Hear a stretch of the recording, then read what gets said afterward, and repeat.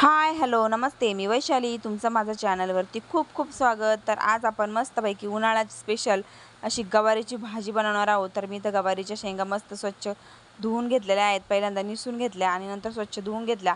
त्याच्यानंतर एका मिक्सरच्या भांड्यामध्ये लसूण, मिरची आणि शेंगदाणे घेतलेले आहेत. त्याचं उबडधोबड वाटण मी तयार करून घेतलेलं आहे. नंतर आहे ना आपल्याला ह्या शेंगा तव्यावरती बनवायच्या आहेत. त्याच्यामुळे मस्तपैकी तेल ओतून घेतले तव्यावरती आणि तेलाला चांगलं तापवून दिले.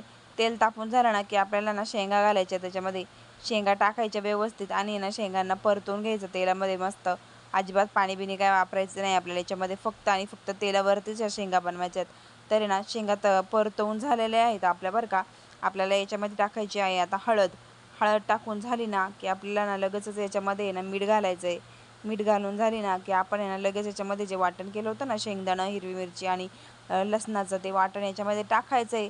आणि ना छान असं शेंगांना आहे ना परतवून घ्यायचं व्यवस्थित तेलामध्ये. पण पुन्हा एकदा शेंगा आहे ना परतवून झाल्या की आपल्याला याच्यावरती ना झाकण ठेवायचं आहे. आणि ना 2 मिनटासाठी मस्त आपल्याला ना शेंगा शिजवून घ्यायच्या आहेत. कारण कवळ्या शेंगा आहेत त्याच्यामुळे त्या काही लगेच शिजतात, बरं का. तरी ना इथं बघू शकता आपली मस्त अशी गवारीची ना भाजी तयार झालेली आहे, एकदम भारी अशी. तुम्ही जर कधी तव्यावर केली नसेल ना तर तव्यावर करून बघा. तव्यावरची शेंगांची भाजी ना एकच नंबर होते, बरं का. तर तुम्हाला आजचा हा जो व्हिडिओ आहे ना गवारीच्या शेंगांचा जर आवडला असेल तर आपल्या व्हिडिओला लाईक करा, आपल्या चॅनलला सबस्क्राईब करा आणि ना असेच नवीन नवीन व्हिडिओ बघत राहा.